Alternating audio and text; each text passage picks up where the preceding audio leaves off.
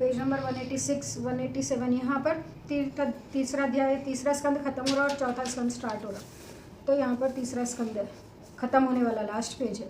कपिल भगवान कलकत्ता। कपिल भगवान कौन है? कदर्म और देवहूति के पुत्र। और परीक्षित जी के किन के पुत्र थे? अभिमन्यु।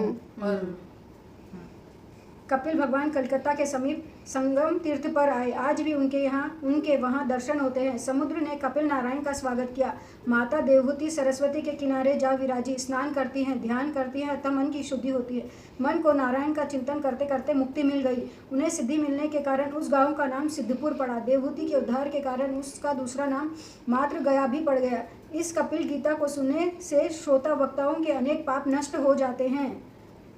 सुने, अनेक प्रकार के कर्म, यज्ञ, दान, तप, वेदाध्यान, वेद विचार, मन इंद्रियों का संयम, कर्म त्याग, अनेक प्रकार के योगाभ्यास, भक्ति योग, प्रवृत्ति मार्ग और निवृत्ति मार्ग और सकाम और निष्काम धर्म, आत्मत्व का ज्ञान तथा दृढ़ वैराग्य, इन सभी साधनों से सगुण निर्गुण रूप परमात्मा की प्राप्ति होती है। इन सभी मार्गों से प्राप्त करने का तत्व तो एक ही है, परमात्मा।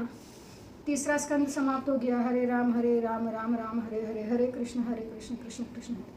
अभी है चौथा स्कंद। प्रथम स्कंद में अधिकार का वर्णन किया गया है। भागवत का श्रोता कैसा होना चाहिए आदि बातें बतलाई गई है। दूसरे स्कंद में ज्ञान लीला बतलाई गई है। मृत्यु जब समीप आ गई हो तब जीव को कैसा व्यवहार करें, उस समय मनुष्य मात्र का क्या कर्तव्य है आदि का ज्ञान गुरु ने द्वितीय स्कंद में दिया है। पात्रता के अभाव में ज्ञान टिकता नहीं है। सुपात्र के अभाव में ज्ञान शोभा नहीं पाता। धन और ज्ञान सुपात्र के बिना शोभा नहीं पाते। जब तक ज्ञान क्रियात्मक नहीं होता तब तक वह अज्ञान जैसा ही होता है।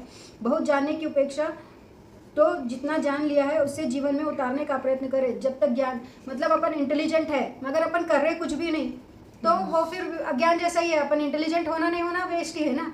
तो वही है यहाँ पर ज्ञान क्रियात्मक, मतलब ज्ञान अपन इंटेलिजेंट है, ज्ञान है अपने को ये ऐसा करना है वो वैसा करना है, मगर अपन कुछ कर ही नहीं रहे तो वो ज्ञान है नहीं है, जैसा ही है।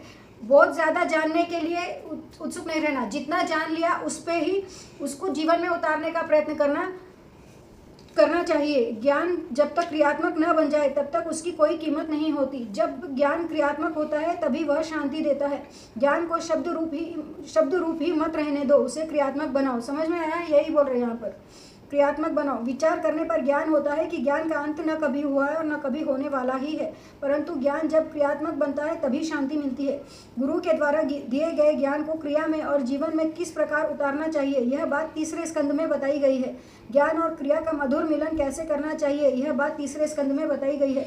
कपिल अर्थात जो जितेंद्रिय है वही ज्ञान को पचा सकता है।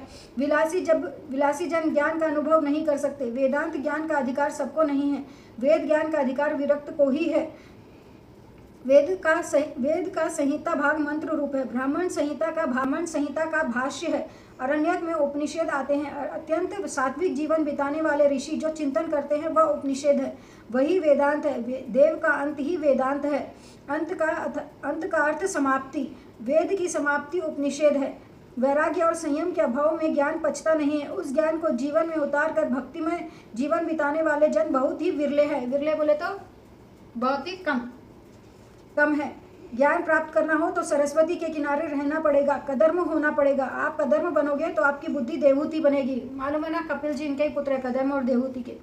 आपकी बुद्धि देवहूति बनेगी। अर्थात यदि आप जितेंद्रिय बनोगे तो आपकी बुद्धि निष्काम बनेगी। ज्ञान सिद्ध होगा। ज्ञान के सिद्ध होने के बाद पुरुषार्थ सिद्ध होगा। अतः चौथे स्कंद में ऐसे 4 पुरुषों की कथा गई गई है। अब इधर चौथे स्कंद में 4 पुरुषों की कथा आएंगी। तृतीय स्कंद में सर्ग लीला था और चौथे स्कंद में विसर्ग लीला है। पुरुषार्थ 4 है, धर्म, अर्थ, काम और मोक्ष। अतः चौथे स्कंद में 4 चरण है, 4 प्रकरण है, धर्म, अर्थ, काम और मोक्ष। धर्म प्रकरण में 7 अध्याय हैं। 7 प्रकार की शुद्धि होने पर धर्म की सिद्धि होती है। देव शुद्धि, काल शुद्धि, मंत्र शुद्धि, देह शुद्धि, विचार शुद्धि, इंद्रिय शुद्धि और द्रव्य शुद्धि। Page number 186 187।